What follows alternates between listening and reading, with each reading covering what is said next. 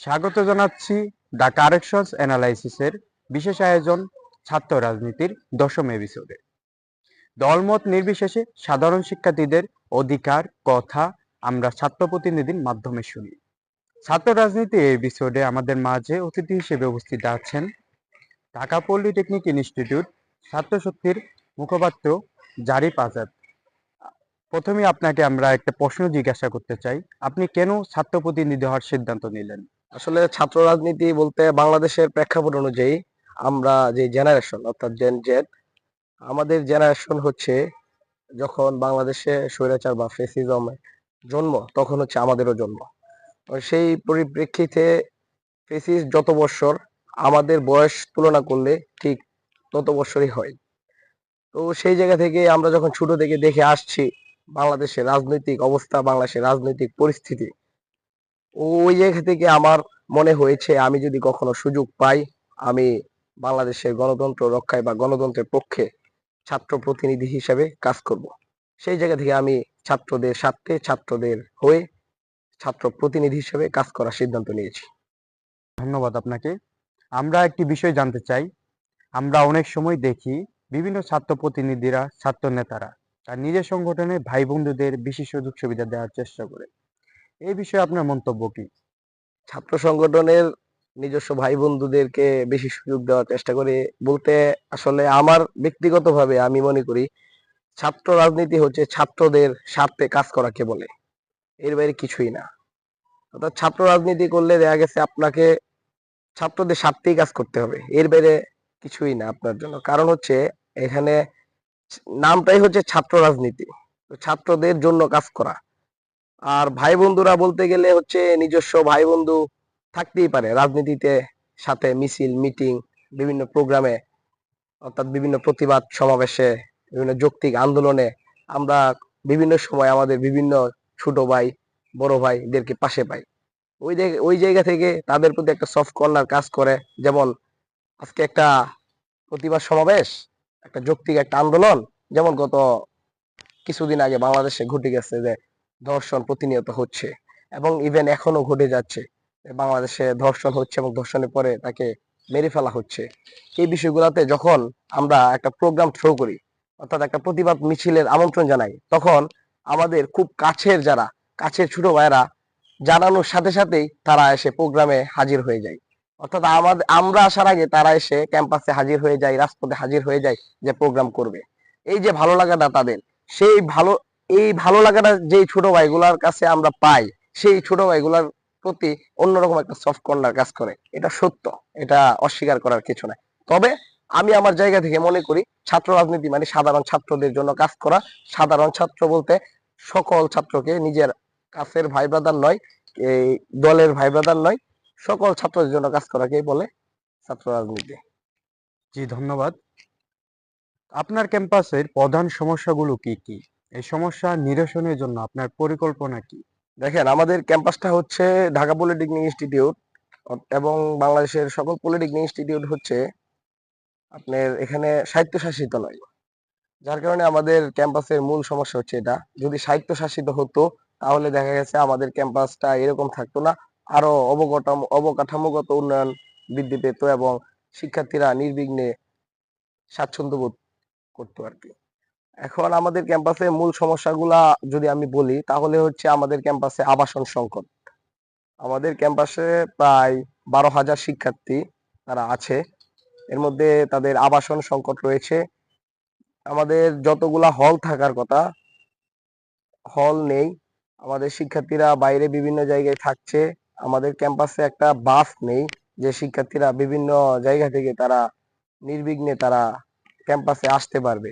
এই জন্য দেখা গেছে শিক্ষার্থীরা অনেক সময় ক্লাস তাদের মিস হয়, কারণ 8টা থেকে ক্লাস আমাদের প্রথম শিফটের, এবং দ্বিতীয় শিফটের হচ্ছে 1টা থেকে।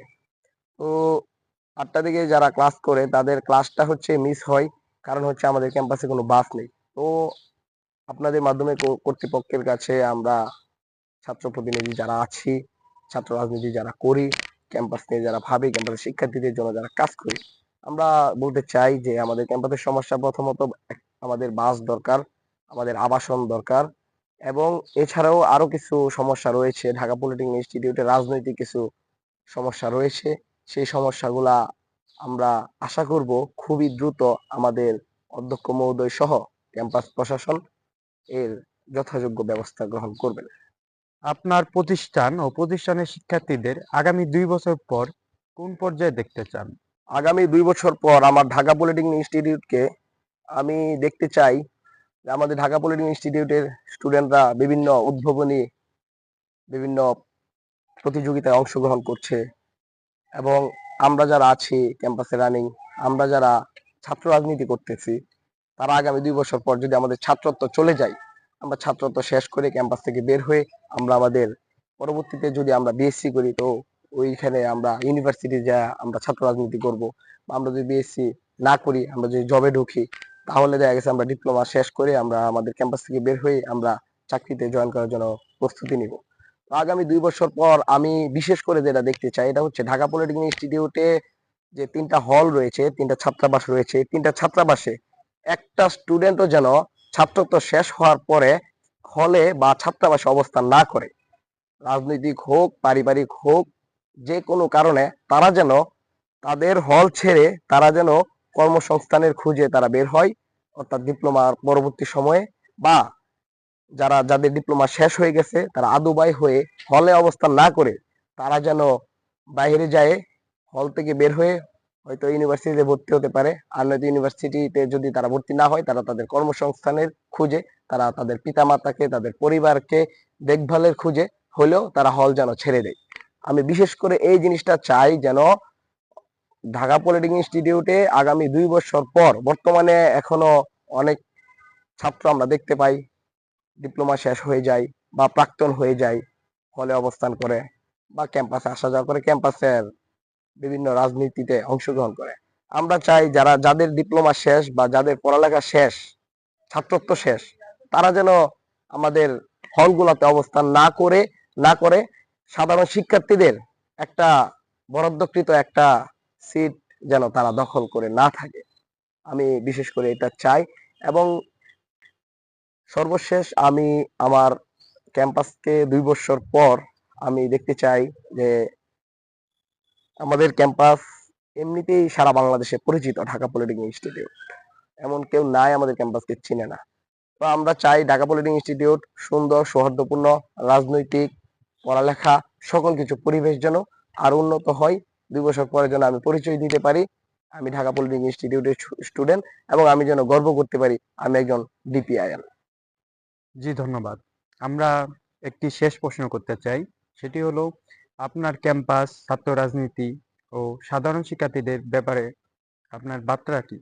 আমার ক্যাম্পাসের সাধারণ শিক্ষার্থী সকলের উদ্দেশ্যে আমার বার্তা থাকবে, তারা যেন নিয়মিত ক্লাস করে, তারা যেন নিয়মিত ক্লাসে উপস্থিত হয়, এবং আমাদের যে পর্ব মধ্য সকল পরীক্ষা এবং ক্লাস টেস্ট গুলাতে যেন তারা অংশগ্রহণ করে, অর্থাৎ রাজনীতি করুক, অন্য এক্সট্রা কারিকুলামে যুক্ত থাকুক, সকল কিছু ঊর্ধ্বে হচ্ছে পড়ালেখা। তারা যেন ক্যাম্পাসে এসে তারা যেন তাদের নিজস্ব সত্তাকে কাজে লাগিয়ে তারা যেন শুধুমাত্র পড়াশোনাতেই মনোনিবেশ করে, এবং পড়াশোনাকে যেন তারা প্রথম প্রায়োরিটি দেয়।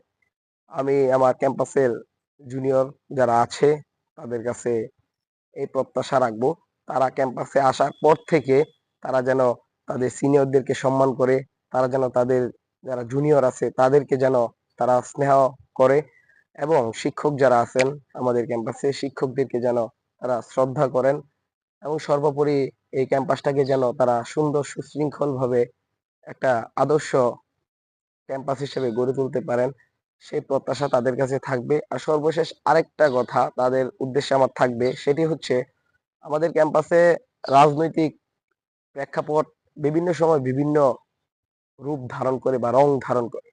সেই জায়গা থেকে আমি আমার ছোট ভাইদের উদ্দেশ্যে বলবো যে বড় ভাই তাকে ক্যাম্পাসে আসার পরবর্তী সময়ে তাকে পড়ালেখা বাদ দিয়ে রাজনীতির দিকে ঠেলে দিবে, বা পড়ালেখা বাদ দিয়ে তাকে রাজনীতি করার দিকে ঠেলে দিবে, বলবে যে তুই ক্যাম্পাসে আসছস, তোকে তো দেখে মনে হচ্ছে যে তুই নেতৃত্ব দিতে পারবি বা তুই নেতা হতে পারবি।